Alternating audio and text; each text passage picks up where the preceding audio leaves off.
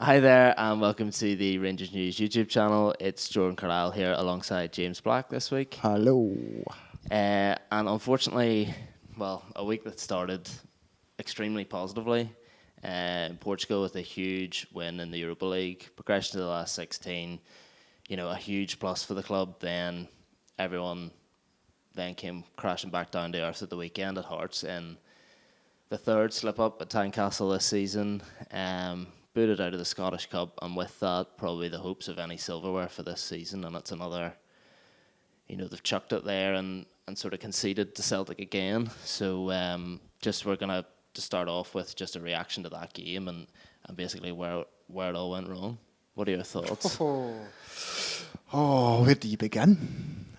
It was just a shambles on Saturday night. It was players looked like they were going through the motions. The manager looked like he had no idea how to change it. And the worst bit of it all was that it was an absolute carbon copy of the last two games at Tynecastle. And I think that's probably the most galling bit about it. Everybody who's watched Rangers under Gerrard play against Hearts at Tynecastle, we've seen what Hearts do. We've seen how Hearts set up. We've seen how Hearts go about their business. And it seemed that everybody on the planet had an idea how to combat it except Gerrard, which is... I don't understand it at all. I don't get what he was expecting to be different or quite what he was expecting to see. I mean, I said last week on the Boys v Blue Noses podcast that I seen Hearts against Falkirk in the Cup and they were woeful. Terrible. Like, if that's Hearts of a normal week, they're going down. But for some reason, when it comes to playing Rangers, they up their game, which fair enough, they're more than entitled to do. But Rangers are just, they always seem to be left with absolutely no answers to it, and it's really head scratching. Yeah, because I think that the last time in the defeat, you could point to the fact that they had lots of players back and firing. So you had your Suter came in, Boyce had just signed and was brilliant on the day. Naismith had just come back in the team. You had your man Siddick. There was someone else who'd come into the reckoning. But, this time around, Suter went off injured early on. Boyce wasn't fit enough to start. Ikpeazu wasn't playing either. So you think about those are two central forwards who could cause a lot of problems. And, Rangers have... then they're missing the equivalent. There's no Morelos and there's no Canberra. So it's the two teams going up against each other, both weakened up front. But Rangers just created absolutely nothing in the whole game. It was the side to side and the slow play, and obviously he went with Greg Stewart up front. But he obviously didn't fancy that because then when the change came, he moved him straight away. Put to bed now, I think. The Greg Stewart's the answer thing. That's done and dusted. And I don't for a second think that he won't have moments where he will come up big. But no, he's never going to be the answer if you've not got Morelos, you've not got Defoe, you've not got Canberra. It's not going to be Greg Stewart. And you could tell for early on that Stewart just wasn't working as a central forward. It wasn't happening for him. It didn't help he didn't have much, if any, support from midfield and from kind of out wide.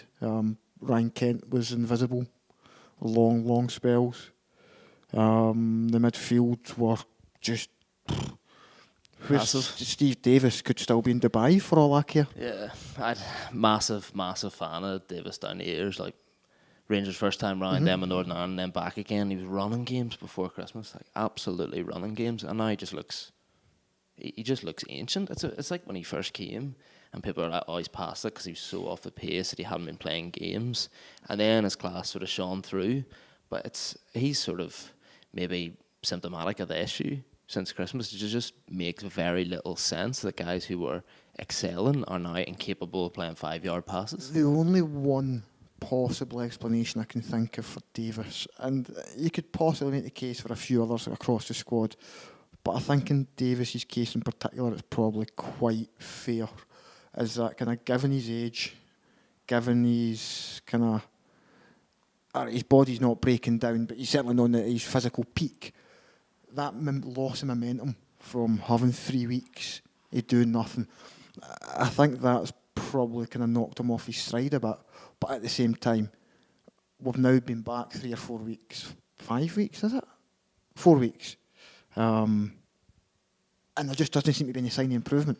You know, it's not as if you can actually see signs that he is kind of finding a bit of momentum, finding a bit of kind of form and fitness. He looks like he's absolutely gone.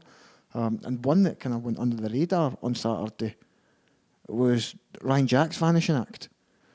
Now, the whole thing was that he picked up a knock and he took a sore one with a bloody stupid challenge, it has to be said. A bloody ridiculous challenge. But then went off a couple of minutes before the end when the game was in injury time with kind of very little comment to it. And it just, that was another one that left me scratching my head, because either A, he's not been fit enough to continue for a while, or he spat his dummy out. I thought it was earlier on than that he went off. Well, no, he didn't go off until right at the very, very end. Because I just remember when the commentators mentioned it, he kind of went off and up a tunnel. Which, given that, all right, the game more or less looked lost by that point, but there was still a couple of minutes, so you never know what could happen. And he'd buggered off up a tunnel. So, maybe there is an injury there that's going to keep him out of the Hamilton game in midweek. We'll see. But if not, that to me, that left a really bad taste. I don't know. I don't like the idea of players going, I've got a sore one, I can't continue, I'm off. Yeah. Sometimes I think that's under direction. I noticed when Barisic went off against, or in the Europa League game against Braga at home, he headed up a tunnel on that stage. I think it was 2-1 at that point. You know, momentum was shifting, the atmosphere's up, and he's away down the tunnel. But yeah, I understand. I think with the Barisic one, it's a wee bit different in that he'd already gone off, so they'd have had to have gone off to get treatment. So you'd have been reliant on the referee bringing them back on, and then everything else. Whereas with Jack, it appeared that he just kind of walked off the pitch. Yeah, so I think the midfield has been an issue. Obviously, he was out for a while, but when we came back after the winter break, he was struggling then as well. Had his break, had the feet up for a bit, got the calf right, and has come back and struggled again. I think a thing that confused a lot of people was the lack of Hadji.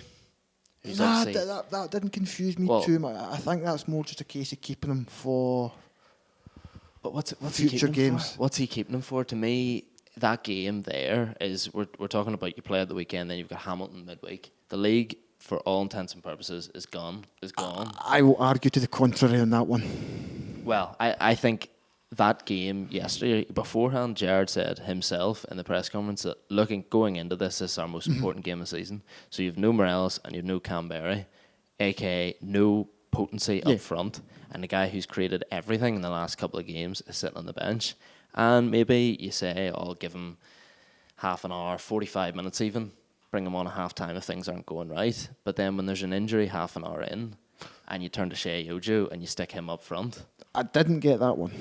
Didn't understand that one at all. To me, the only evidence that he could possibly be going on there for Ojo being capable of playing up front is 10 minutes at the end in Braga, where he did well against a knackered team who are pressing forward and trying to get a winner. To me, it has no relevance whatsoever to playing Hearts in a cup tie when it's tight after half an hour. If he's bringing a centre forward on, why did Jermaine Defoe not get stripped?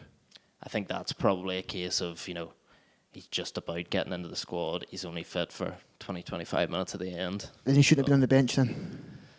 Yeah, I think that's a wild card one, as in there are no out-and-out forwards, so we'll stick him on, and if we need a finish near the end, we'll bring him on. I was more surprised at Ojo. I think we kind of given what Defoe's style of play is. I mean, he's not the most dynamic forward, let's say. Yeah. When you compare it to Morelos will chase Chris Pokes for hours at a time sometimes. He'll bully defenders, he'll run channels. That's not Defoe. Defoe's very much a penalty box striker. And I think that when it comes time to kind of piss or get off the pot, if you're not bringing him off the bench, then he shouldn't have been there to start with. And it was just another kind of mistake by Gerrard over the weekend. And I think he made quite a few, and I think he's actually gotten off a little bit lightly with some of the kind of criticism that's been more focused towards some of the players. So a combination of things, tactical errors, substitutions, poor performances across the pitch. Everything that could go wrong went wrong. Yeah, and I think the most frustrating thing for a lot of people is that they've already seen it. this season. You know what I mean? It's happened twice, and then they came back, and it's, you know, we've got this draw, and it's a good draw in many ways because it means that, you know, we can go back, put things right, and all that, and it just didn't happen. So immensely frustrating. Incredibly frustrating.